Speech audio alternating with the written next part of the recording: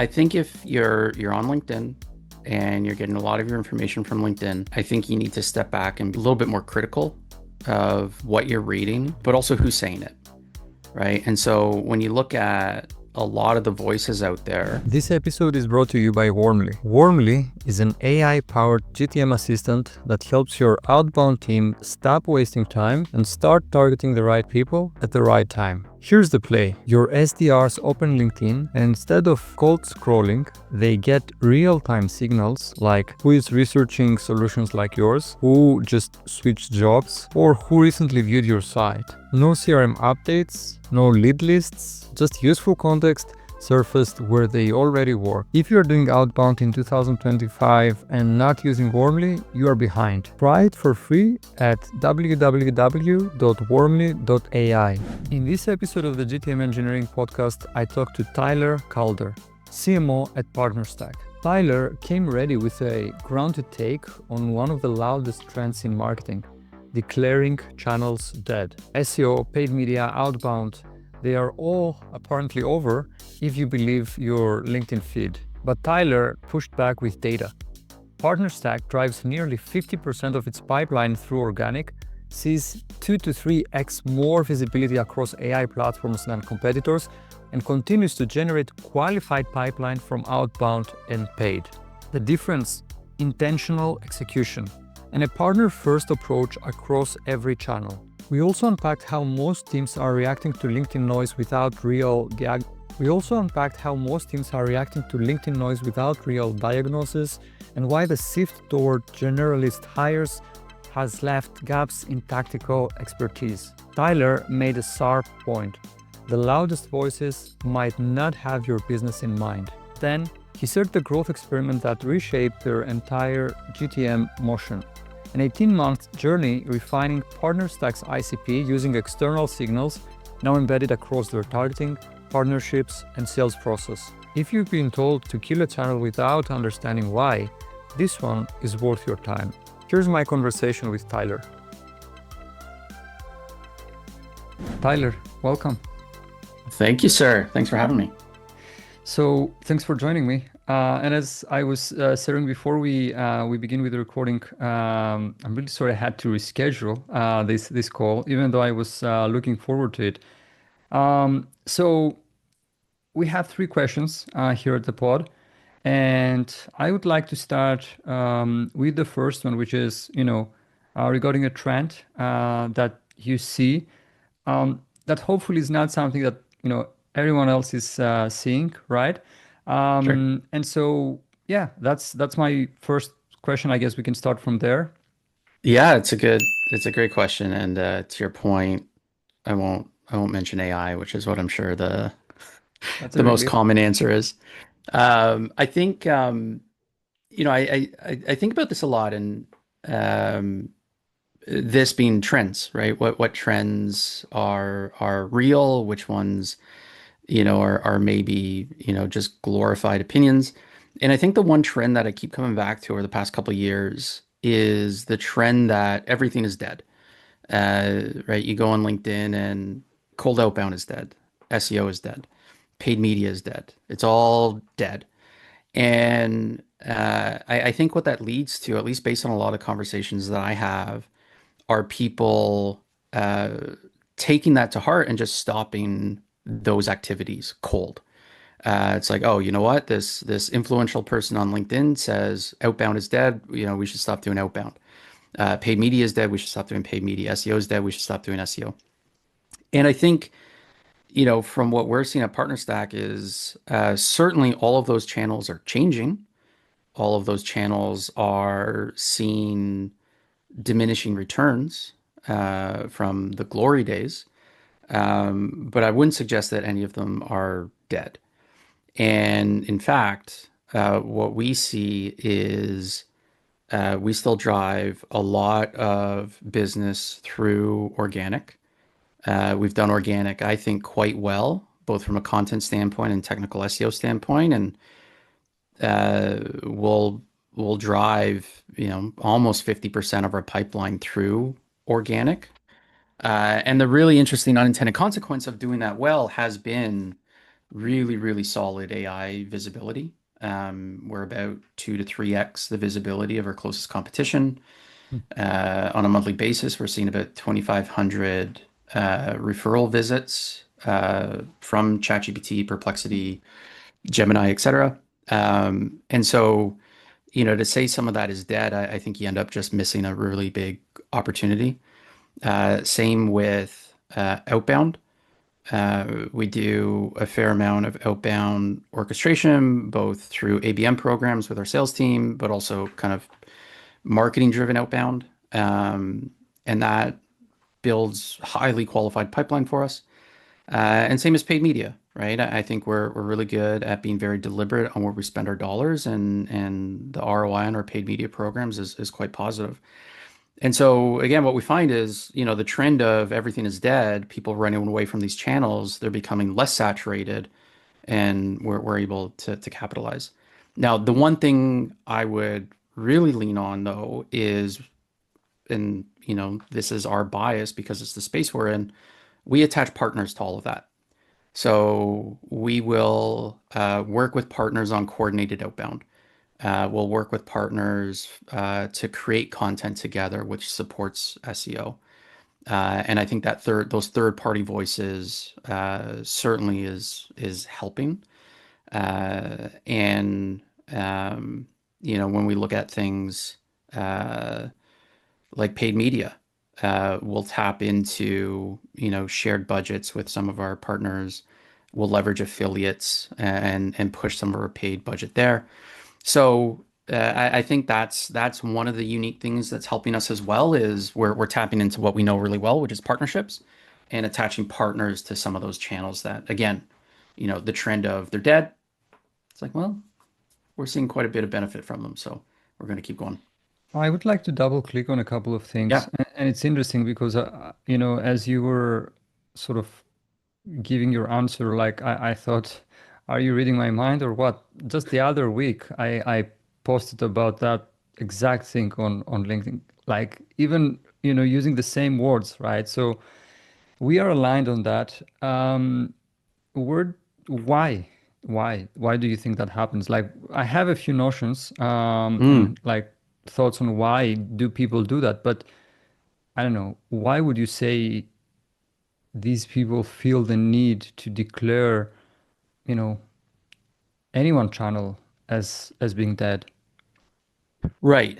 Um, so I think I think if you're on LinkedIn and you're getting a lot of your information from LinkedIn, I think you need to step back and be a little bit more critical of what you're reading, but also who's saying it, right? And so when you look at a lot of the voices out there, no, great, smart individuals, but if look at what their motivation is, it is typically to sell a thing that, opposes the old world, right? And so, I don't think it's any secret that companies, agencies, individual, fractional people, right? There is a framework, there's an equation to telling your narrative, right? It is the old way uh, versus the new way. You have to declare something as dead. You have to declare something as incumbent. You have to declare something as old. And then you need to paint the picture for what happens if you stay stuck in that old world. And then you got to paint a picture for kind of the future world. And hey, by the way, we can help you with that future world. And so I think you need to look at a lot of this with a certain level of skepticism because the motivation behind a lot of the loudest folks on LinkedIn with the biggest followings, they have their own motivation, and their motivation may not actually be aligned with what's best for your business. And so I think you want to be critical and kind of look at that. And then I also think, and this is an opinion. I should absolutely state that this is an opinion. I haven't I haven't validated this in any meaningful way, but I have the feeling, or at least the anecdotal observation, that a lot of organizations have shifted how they hire, and they have shifted from hiring people with deep expertise in a channel like SEO, right? You used to have an SEO specialist, an SEO team. You used to have a paid media manager. Um, and now I think a lot of companies are giving preference to generalists, right? So I think in marketing, at least when I started in marketing, there was a preference for generalists. Then we swung into kind of like the T-shaped marketer. Where's your deep expertise? Now it feels like it's swinging back a little bit towards the generalist mindset, um, under the guise of you have to understand AI, right? Like you're a generalist, you understand all of this, you understand how to unlock potential with the use of AI, which I agree with. But I think what we end up losing in that is some of the really deep expertise in like very technical, tactical marketing. And if you don't have that level of expertise, you hear all of this noise on LinkedIn and you're like, oh shit, I'm falling behind. I'm still, we're still doing content for SEO stake. Like maybe we shouldn't do that anymore because that's what everybody's saying. Versus coming at it from a place of expertise where it's like, hey, yeah, you know what? It's not working as well as it did, but it's still driving, 30% of our inbound qualified pipeline. Like, I don't know that we should walk away from it right now. I think we should probably keep doing it while we concurrently kind of look to innovate internally and try new things.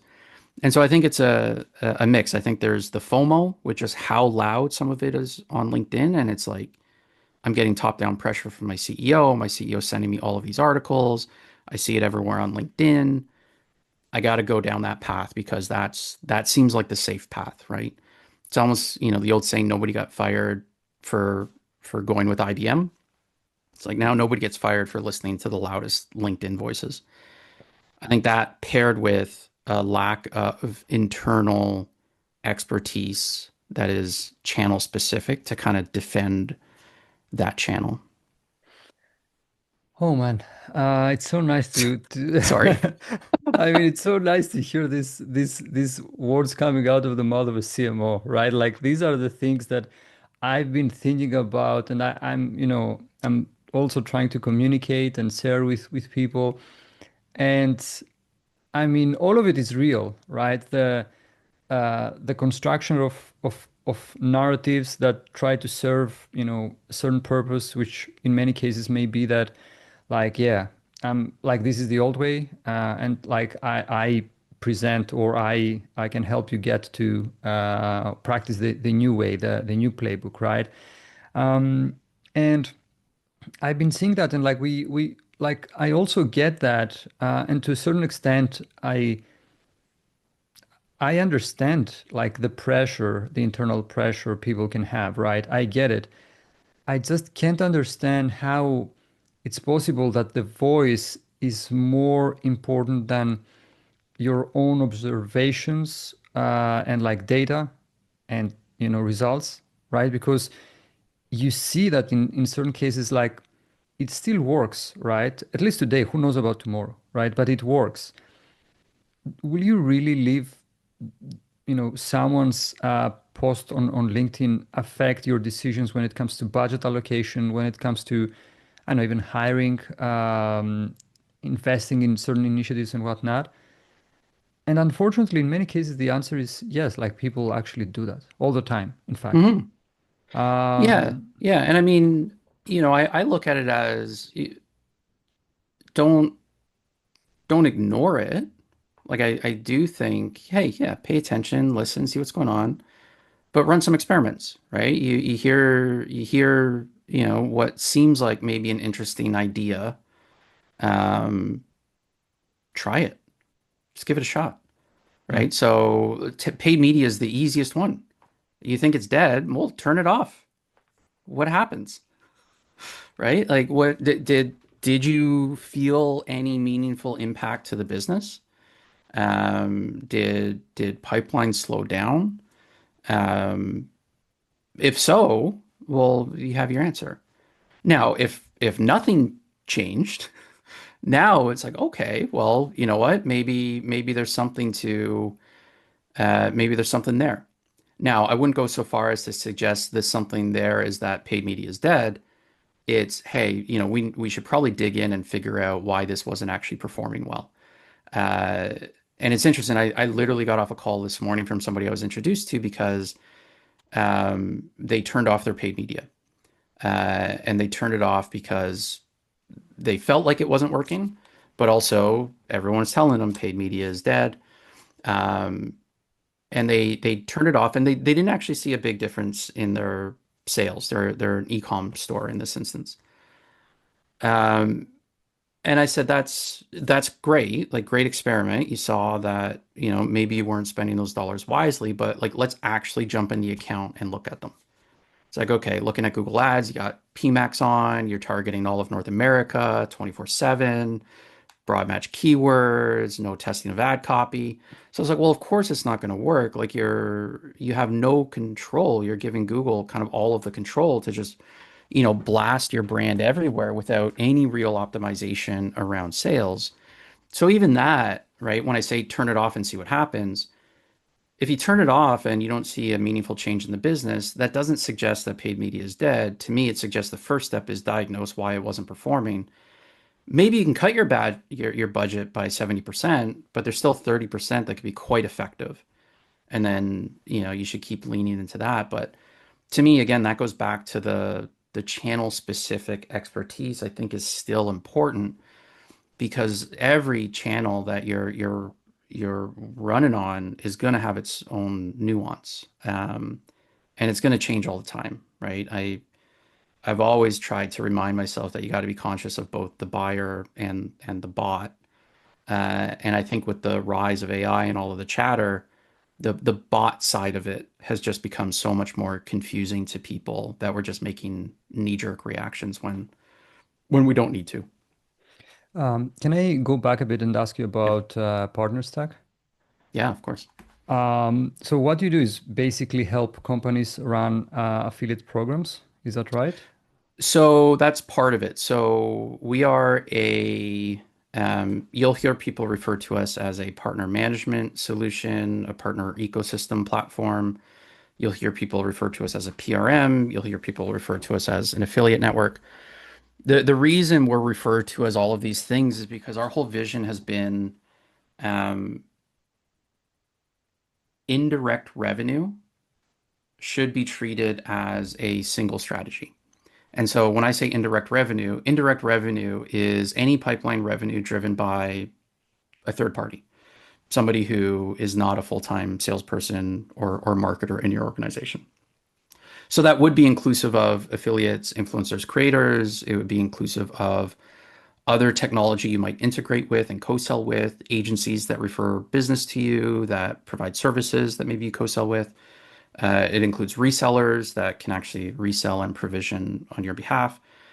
And so what we've built is a platform that helps you manage all of those partner types, all of those indirect revenue channels, versus needing an affiliate platform, co-sell platform, and everything in between. So we try to build what we think is like truly a real ecosystem platform.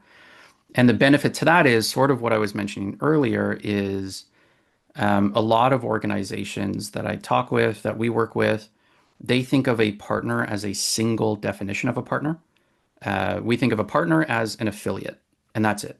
Or we think of a partner as an agency that provides services. Like a Or black we and think of a white, partner as view like of black the and whole. white. Yeah, Yeah. like a very narrow kind of definition. We recommend you got to open up your aperture, open up that definition. And then what that allows you to do is really start to think about how do you attach partners through the whole buyer journey. And that's where we see a huge unlock. So we have partners helping us with demand gen, helping us build awareness in new categories and new buying groups and new geographies. We're not interested in them driving a direct lead or a referral, not right now. Help us with content creation, help us with awareness where we don't have it.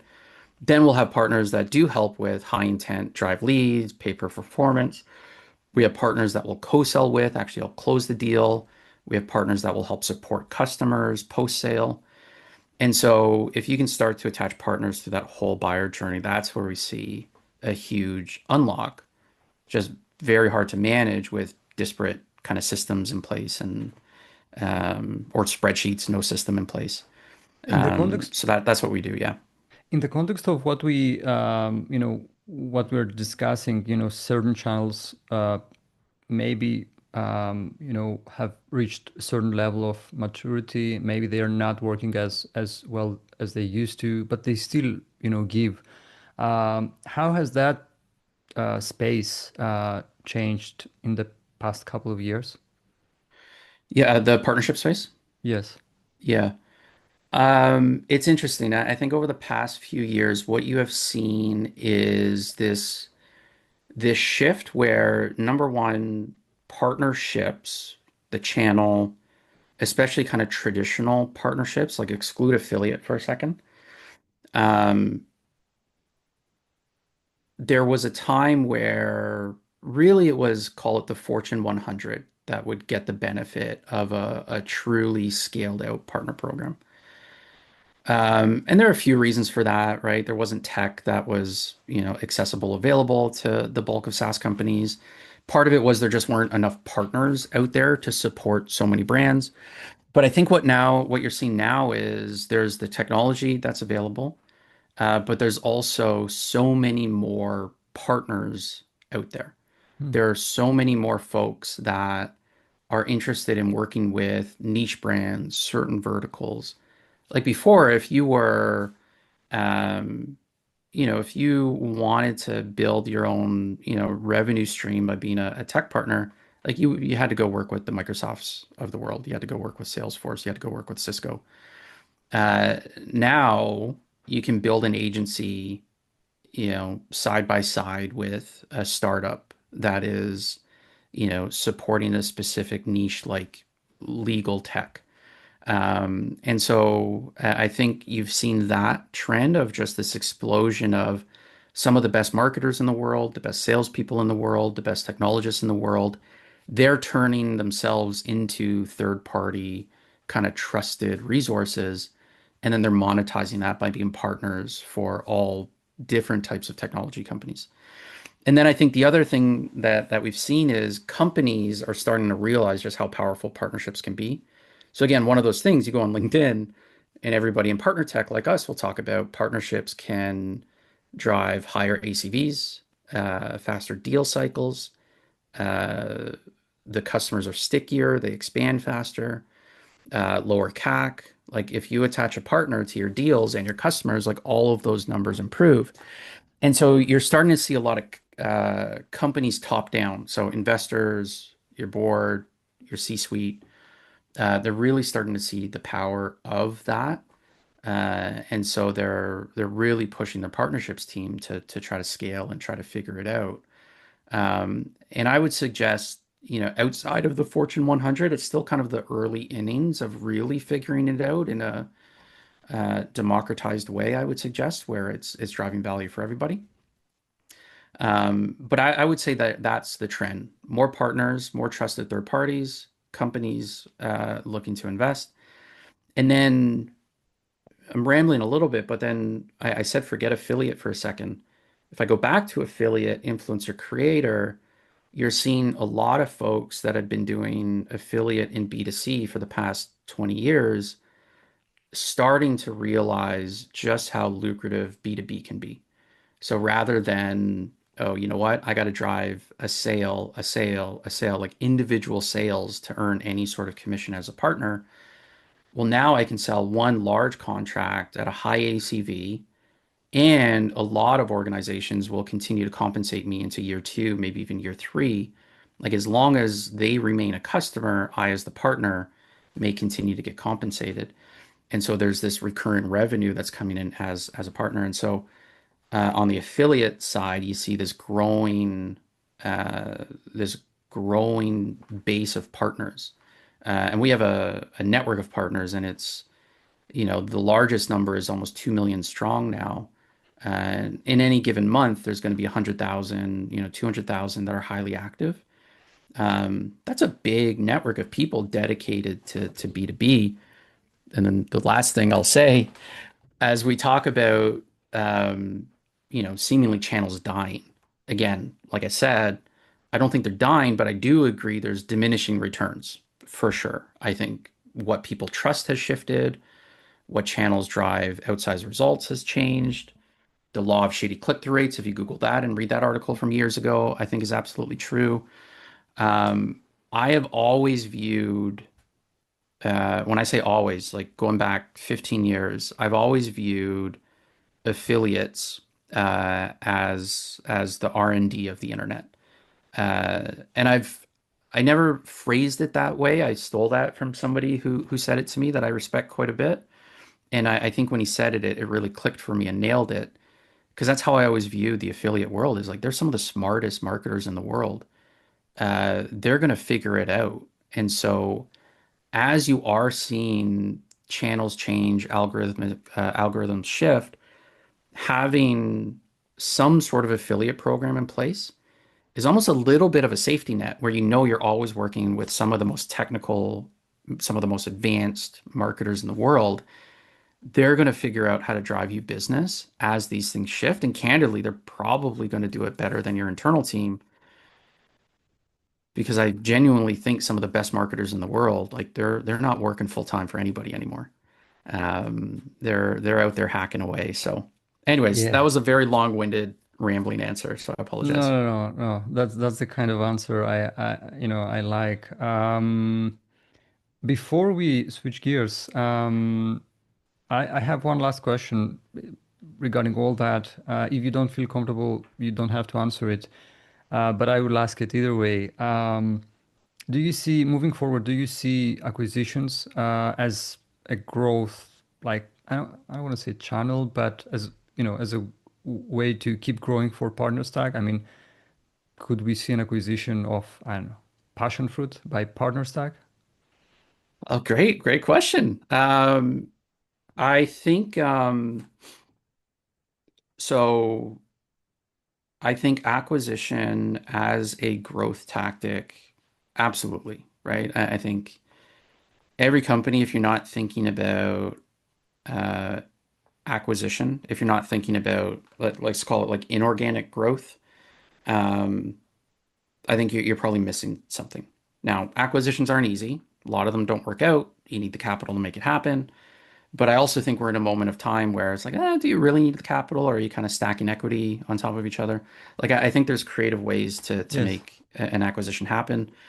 I think for PartnerStack, yeah, I mean, candidly, we're always looking at opportunities to provide more value to our customers. Some of that might end up coming through an acquisition one day. Um, I would say partnerships in general are a great way to test out potential M&A activity, right? Partner first, integrate, see how you play together, see if your customer base is actually getting value. And then, from there, potentially something happens. To me, I worked for an organization quite a while ago. Our target was to acquire 2 to 3 companies a quarter. So Mm. very, very aggressive acquisition house. Um, the best acquisitions started with some sort of partnership. Oftentimes it was an integration, but not always. Sometimes it was just a referral partnership. Like, do we even have like the shared overlap in our ICP where it makes sense that we can refer business back and forth? Um, and so anyways, for us, yeah, maybe potentially. I think there's something there. But more broadly, I would also look at your partnerships team and challenge them to help identify, potential acquisition opportunity. That's fair. Thank you. So we discussed a trend, which I think also falls under the problem, which is kind of the second question we ask at the pod. And so I will move to the last question, which is, let's discuss a growth tactic, an experiment you run, and what was the thought process behind it? What was the observation and the hypothesis, and then, you know, what were the results? So, do you have anything for us? Yeah, I have. I'll share one that I've been sharing quite a bit lately. And I think it's not your typical growth experiment. Um, like we run small experiments all the time, right? The typical like conversion rate optimization, testing different channels, different offers, different referral motions. Like we do a lot of that. But I would say that um, the biggest game changer we made in our business actually started as an experiment, which was as silly as it sounds. Seeing so the hypothesis was we believe that there are enough data points and signals out there to accurately predict what companies would see the most value out of PartnerStack. That was the hypothesis. And really, what we're talking about is just refining our ICP. But what we saw a few years ago was, NRR wasn't exactly where we wanted it to be. Um, we saw anecdotally there are definitely signals that suggest somebody's a better fit than another. And so we did a lot of testing and experimentation just around, okay, if we look at this data set and use that to target certain accounts to try to predict fit, does that prove to be true? Prove to be true in terms of higher win rates because they see the value more immediately, quicker onboarding, quicker activation, stronger expansion downstream. And we started to prove yes, yes, yes. Oh, you know what? This data point, no, there's no correlation or causation. And so over 18 months, just over a series of experiments around the data, we kind of came to what we think is a very well refined model to score our market. And so now we've scored about 45,000 accounts and tiered them all as A, B, C, or D. And so what started as, kind of this data experiment, um, turned into something that we actually anchored the whole business to. And now all of our experiments are anchored to it. So another experiment is just around our own partnership program. What does it look like, as simple as it sounds, if we were to actually go and educate our partners on exactly who our target accounts are, why they're considered to be a tier A and B, help them focus their energy on those accounts and target them appropriately. So they're kind of like these broad experiments because I consider it experiment because we never worked that way. It was like, hey, partner, if you have somebody who wants to give us money, flip them over. You'll make money, we'll make money. That's a good thing. But then you realize, well, if it's not actually a perfect fit or a good enough fit, like maybe it ends up churning, which isn't good for anybody. Um, and so just even introducing that type of rigor into our own partner program, our own paid media targeting, like all of that has been a pretty big game changer. So not your typical kind of like growth hacky experiment, but I think just really leaning in and doubling down on that data driven, proven ICP targeting, which again started as some small experiments, but is now something we anchor most of our business to. Um, I think is a good example of just how important some of those fundamentals are. And you can test and experiment your way to getting to a good place. I'm assuming that you started, with you didn't like not all signals or data points were Right. like obvious to you at first, right? You started with a few. Hmm. You had to exclude some because they didn't really work out well for you, and then you added some, and then at the end, you after this 18 month period, you ended up having a better view over like this is it, this is what we are Hmm. looking for, and the kind of accounts that we are trying to go after. Hmm. Yeah. Yeah, exactly right. Yeah. I think you did also a webinar with Keyplay, and you discussed about that. Yes. Yeah. Yeah. So Key plays the platform. We started to do a little bit just with our RevOps team. We started to see some success, but we were struggling to scale it ourselves. And then we were introduced to Key Play and what they were building. We were a very early customer, I think customer three. And they've helped us tremendously. So yeah, it's all based on a couple custom models that we've built with them. Everything is in their platform now and syncs with our Salesforce and all of our other tooling. But yeah, it's been genuinely such a big positive change to the business that yeah, I'm talking about a lot. Okay, we will drop this webinar, especially if it's not gated, to the show notes for this episode. Um, Last question, which is also, call to action for people listening to this or watching it. Uh, where can people find out more about you, PartnerStack, get in touch, say hi if they'd like to? Yeah, I mean, always happy to connect on LinkedIn, just Tyler Calder. You can find me there. Always feel free to email me. My email's out there, tyler@partnerstack.com. And certainly feel free to just go to partnerstack.com if you want to learn anything more about us, or just ask me directly. Happy to jump on a call and run you through everything. A quick story before we go.